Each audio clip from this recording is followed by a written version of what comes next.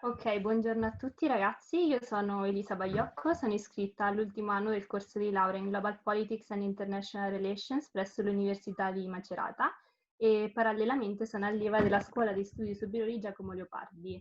Con me oggi interverrà anche MariaGrazia Coco, che è iscritta al corso di laurea in Lingue per la cooperazione e la comunicazione internazionale presso l'Università di Macerata e allieva anche lei come me della Scuola di Studi Superiori Giacomo Leopardi. E Buongiorno adesso a MariaGrazia tutti. ci parlerà del nostro intervento. Esatto, buongiorno a tutti ragazzi, ci scusiamo per il disguido, per non aver potuto avere con noi la dottoressa Merlini. Parleremo io e la dottoressa Baiocco, mia collega, che è laureanda in appunto Global Politics. Il nostro intervento mantiene lo stesso titolo, quindi Through the Looking Glass and What Students Found There. Sarà un intervento tenuto in lingua inglese e saremo disponibili dopo per le domande. A voi e buon ascolto. Ok, allora grazie MariaGrazia. E inizio io, l'intervento appunto sarà in inglese, quindi adesso parleremo in inglese, poi però per le domande si possono tranquillamente porre in italiano, quindi senza problemi. Okay, today I'm going to talk about women in the judiciary and the different voice that they may give to their judicial role. Well, first of all, it is very important to provide you with an insight of the number of female justices, so female judges.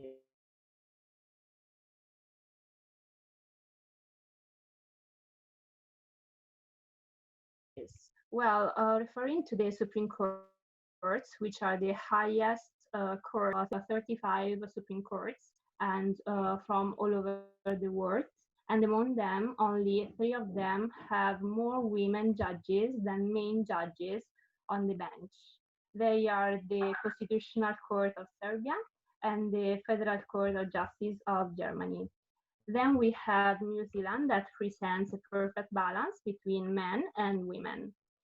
So this is a very particular and significant aspect because we have to ask ourselves, how is it possible that women, which are half of the world population, only count and account for few numbers in Supreme Court? And this is very important to take into account that a selection, which is said to be characterized by merit, is actually shaped also by gender, because the bench, so the courts, are characterized by more men than women, and this job has historically been a male one. So it is such an important aspect to take into account. Well, to continue, we should also deal with the fact that when women enter the judiciary, they have a very important temptation, which is the one to conform, to be similar to their male counterparts, and that is the legal scholar Erika Rackley argues. Women have this temptation to conform, which is much higher for them and bigger than for their male counterparts, since being in the judiciary means being impartial and neutral.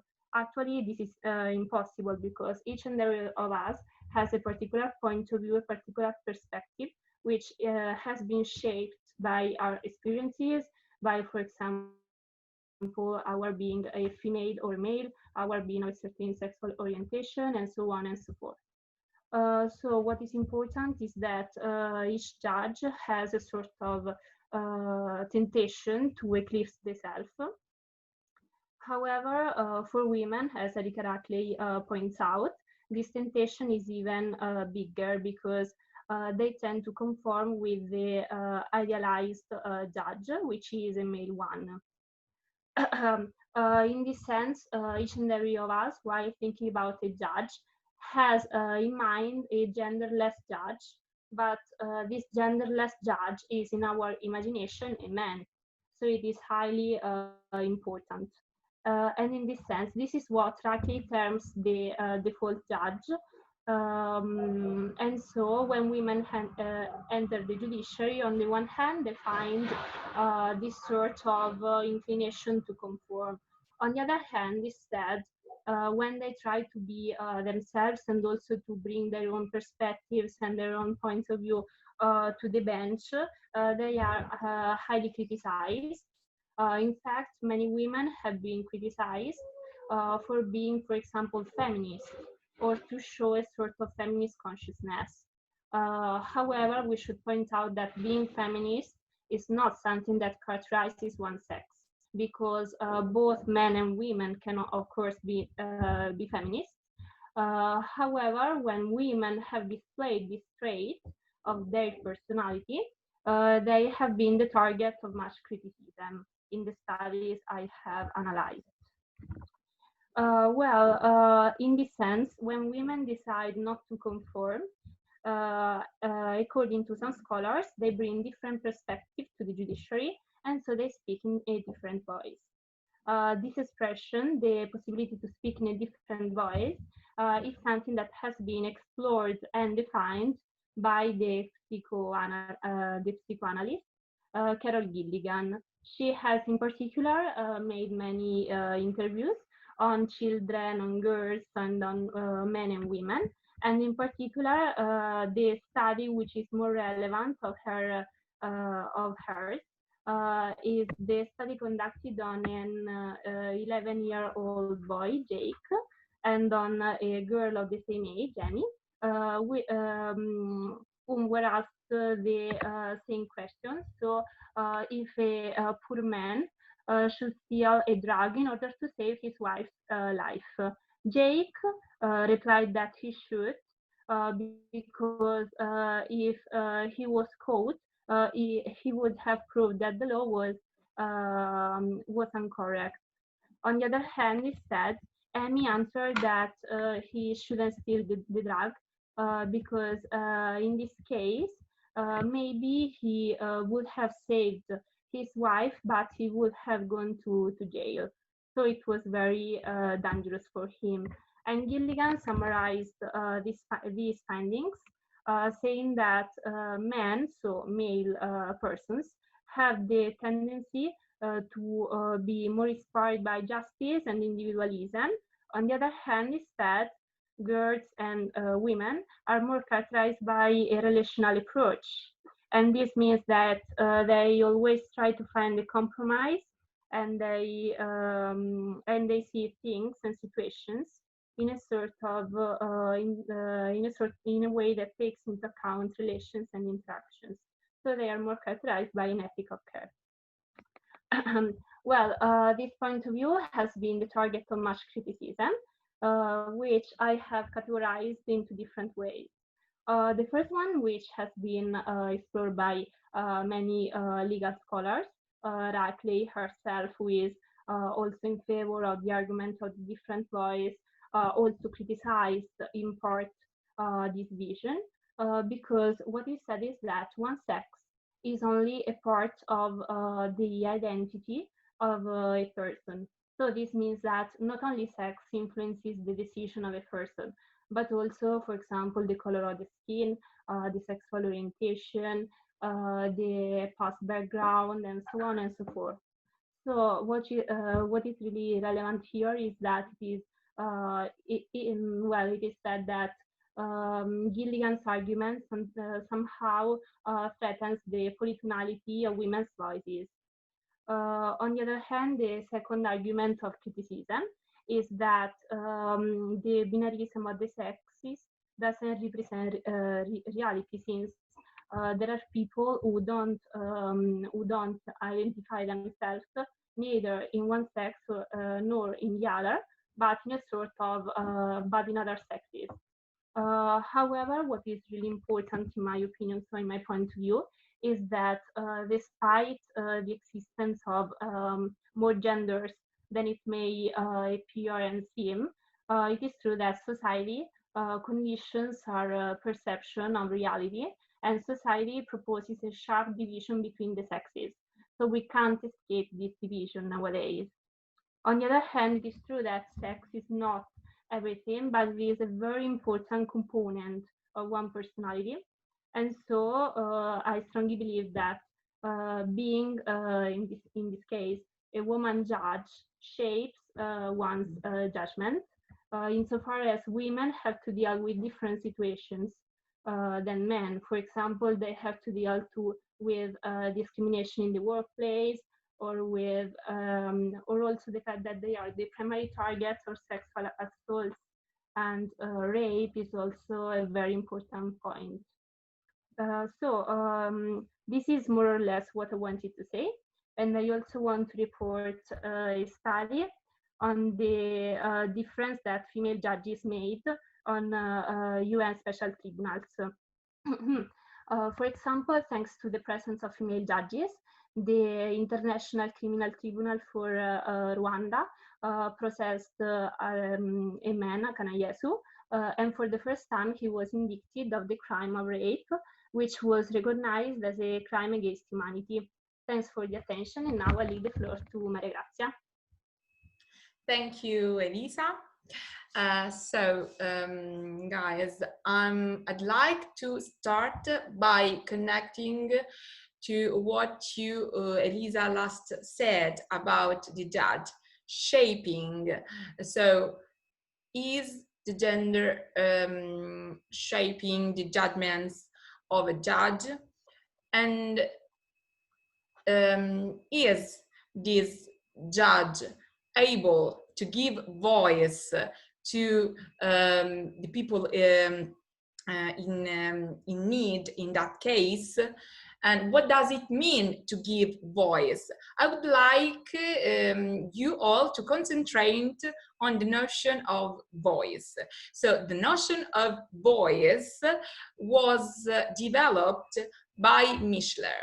According to Mischler, voice is an ensemble of relationships between talk and speakers, underlying frameworks of meaning. So what does it mean to give voice? How can an interpreter or a translator give voice? Does the interpreter, has the interpreter to stick to the rules, to the golden rules of neutrality and impartiality, or can he or she move a little bit from those golden rules? So I'd like to give you some, let's say, first hints to what it means to be an interpreter or a translator. So interpreter, okay, so translators, and I'm trying to quote the definition provided by Franz Paul-Schacker, which is one of the major scholars in this discipline. So, sorry for the dilemma. I want just to quote literally what he established. So, translating is an activity consisting mainly in the production of utterances, texts, which are presumed to have similar meaning and or effect as previously existing utterances in another language and culture. So this is the general definition of translation. Instead, what does it mean, interpreting? So Otto Kade was one of the first pioneers and major scholars in interpreting studies, and he provided us with the definition of interpreting. Interpreting, according to Otto Kade, is a form of translation in which a first and final rendition in another language is produced on the basis of a one-time presentation of an utterance in a source language. So the main difference between translation and interpreting is the fact that interpreting is just a one-time presentation with little chance for revision, or change, and it is the first and final rendition. Because if while in translation you can go through the text you have just translated, in interpreting this does not it cannot be applied. So this is what it means to translating and interpreting. But who are the real translators and who are the real interpreters? So interpreting is a very complicated area of studies. It is a very quite young discipline. It was established, let's say, in the first half of the 20th centuries as a discipline, and the first interpreters were recruited for the Paris Peace Conference in 1919. So it is a quite young discipline as a profession and quite young area of study from an academic point of view. The first schools and university of translators and for translators and interpreters were born in the second half of the 20th century. Despite this, both translation and interpreting were activities performed since the ancient times, when merchants had to deal with different cultures and had to have some, let's say, local people translating and mediating between cultures. In fact, the root of interpres comes from Latin, according to some scholars. Interpreters were considered to be were given the golden rule of stick to the rules and maintaining the neutrality. Conference interpreters had to produce again the first utterances of the first speakers and translate it into the target language. They had to avoid repetitions, avoid change in such productions of utterances. And anyway, something went wrong. It's not as it should be according to what is written in the Code of Ethics and so on and so forth. We know that interpreting can be performed either in two modes, short consecutive and long consecutive. Short consecutive interpreting is the one when you do not have, interpreters do not have a note-taking system. So they translate by taking by heart what first speakers said. And then we have long consecutive. So when we have a note-taking system, so we have utterances lasting up to 10 or 20 minutes or 15 minutes. So interpreters along the years have developed note-taking systems. And we have different note-taking system, and each interpreter has its own, let's say, note-taking system and symbols as well. So, okay, then we have, this is short consecutive and long consecutive. Then we have also consecutive interpreting, which means that the first speaker speaks, then he or she stops, and the interpreter translates.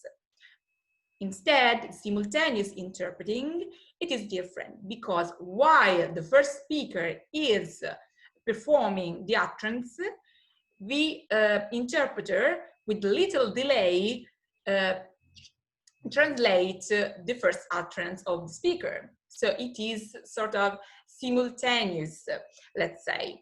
And then along the year, we have different areas of interpreting and so on and so forth. We have community interpreting, we have medical interpreting, we have courtroom interpreting. It depends on the areas. And I would like to focus on medical interpreting. So when interpreters are not protagonists, but are contributes to interpret mediated medical encounters, so in hospitals.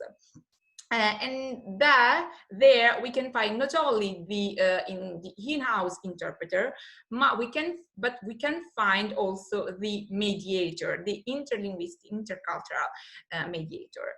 So the setting is the following. We have a medical encounter, we have a physician, and then we have a patient. The physician and the patient do not share the same language. That's why an interpreter or a mediator is needed. And this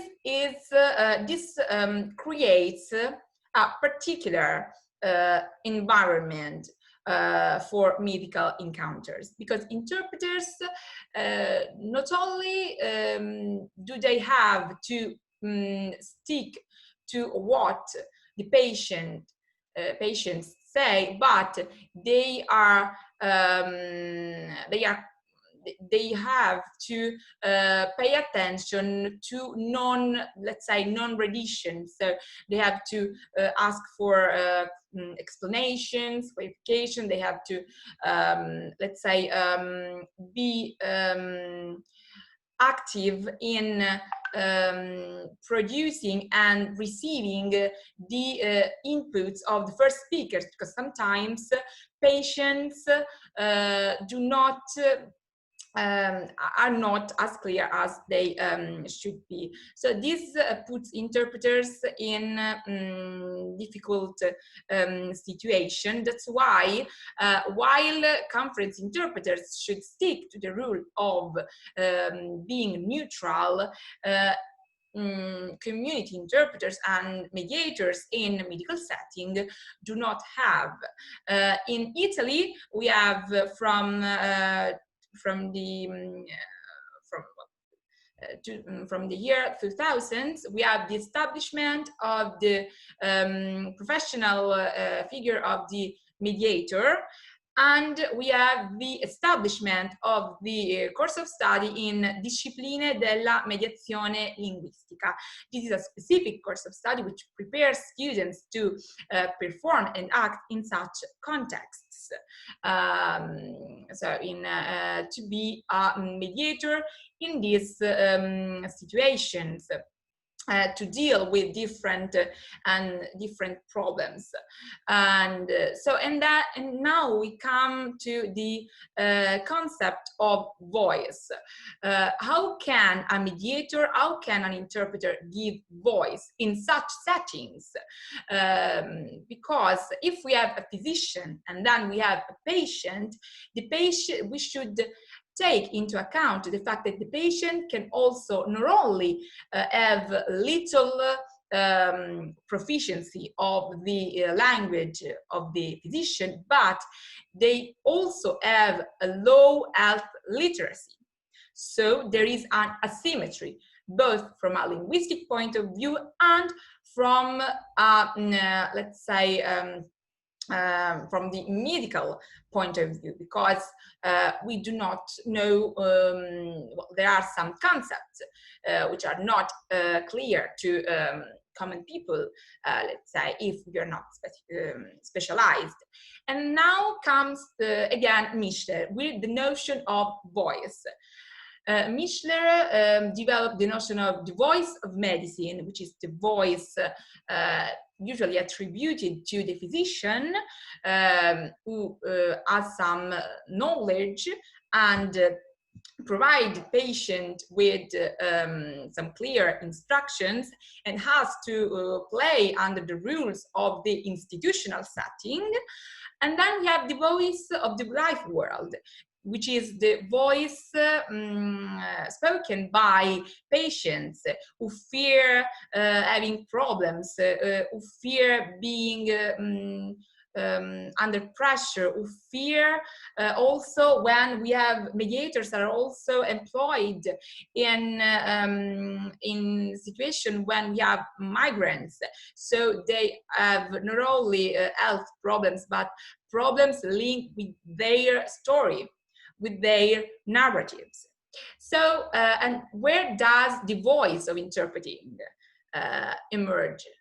Does the voice of interpreting emerge really? The last, well, in the first years of the 21st century, there was the idea that no, mediators, interpreters should stick to the golden rule of being neutral.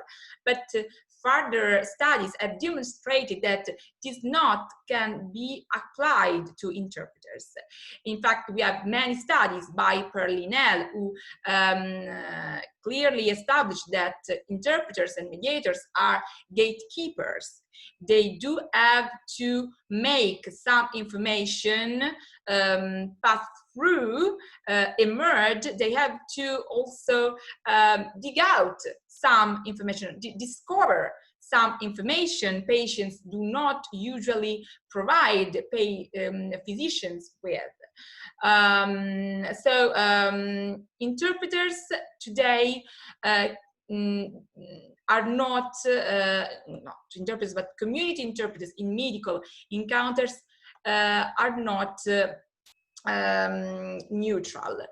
This study by Eccellenza sort of concentrated on 4 emerging trends in this area of studies.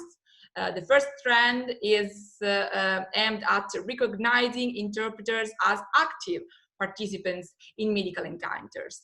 Active because the voice of interpreting emerges. So it sticks out. It stands out. The more the voice of interpreters stand out. Then we have the second trend, examining medical interpreting as a coordinated accomplishment. Mediators are not just machines. They are not just translation machines from A to B, from B to C, from physician to patient, from patient to physicians. They also contribute by asking clarification, explanation, with no renditions, by giving nodding, with eye contact. They are let's say the interaction is it is not a dialogical just between two people, but a triadic interaction. The third trend is identifying the complexity of clinical demands. So the fact that interpreters should we have different settings in the complexity of clinical demands on the basis of story of the patients. And then the fourth trend, exploring contextual factors in bilingual healthcare. So the fact that interpreters should have a sort of relationship with, not they have a relationship, but both interpreters and mediators and as well physicians have to be trained to work with interpreters or physicians, so to work side by side in order to make the medical encounter as successful as possible. And then other contextual factors, so the fact that there are different areas within the area of medical encounters. So we have the emergency ward and so on and so forth. So does the voice of interpreter stand out? Yes, because the interpreter, the mediator, is an active participant of a triadic interaction.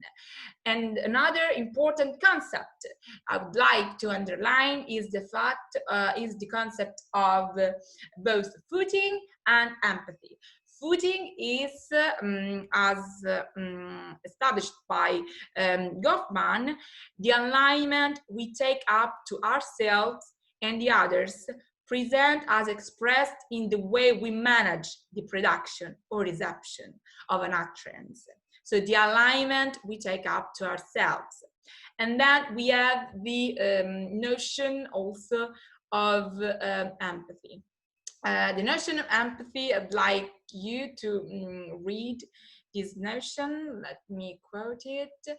So, okay, let's say that, okay, voice is something expressed by the concerned person. The footing is the alignment another person takes up to ourselves. So the fact that once the voice is expressed, the interpreter, the mediator, does express and wants to express this voice and express also the feelings expressed within. And then we have empathy, the concept of empathy. So this is a concept developed by Rogers, and I quote him: "The state of empathy or being empathic is to perceive the internal frame of reference of another with accuracy and with the emotional components and meanings which pertain thereto as if one were the person, but without ever losing the as if condition. That it means to sense the art or the pleasure of another as he senses it, and to perceive the causes thereof as he perceives them, but without ever losing the recognition that it is as if I were art or place, and so forth. If this as if quality is lost, then the state is one of identification. It is the state of sympathy. So the mediator, the interpreter do not have to stick to become too involved, to lose the as if condition. They have to maintain the empathy state, an empathic status. And this is what is requested even by the, in Italy, by the rules established for intercultural mediators. They should have a high degree of empathy and social involvement in the context. So this is to, and I want to, let's say, connect with what Elisa said before, the fact that both mediators and sometimes judges give voice. They have to take up a footing and have an empathic status in order to be as successful as possible. And so, Elisa, I don't know if you want to add anything else. Well, your speech, I think, was perfect since it underlined each and every aspect of similarity between the mediator, the interpreter, and also the judges in this sense, in the sense in which we have decided to address this issue.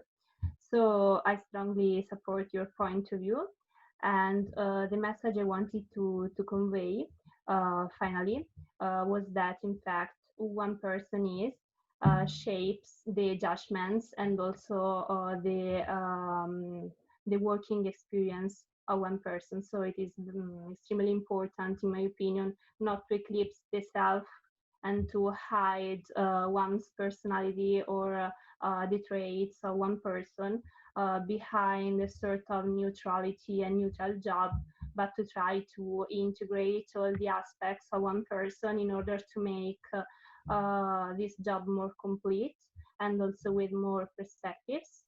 And this makes it possible to have more valuable workers also. So it may be also an invitation for us, for you, for everyone, I think. I'd like also to add the fact that empathy is not just a status, but can be performed in action. It is an interpersonal action. So of course, it is not what you just said, Elisa. The fact that, of course, exaggeration is not something good, in the sense that if we exaggerate, we tend to overcome the limits.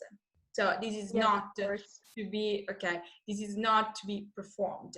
What we have to maintain is this sort of interconnection, this sort of permanent, ongoing, endless dialogue, both in an interpersonal dialogue, and all the actions and actions and our status can be linked in interconnection, in interpersonal actions. It can become interpersonal actions. Okay. Yes, I strongly agree. Yeah. Ragazzi, se volete, saremo disponibili per rispondere alle vostre domande, e daremo pure anche i nostri, diciamo, contatti se volete saperne, diciamo, di più. Di più, esatto, noi siamo qua e siamo pronti a rispondervi. Grazie per l'attenzione. Grazie.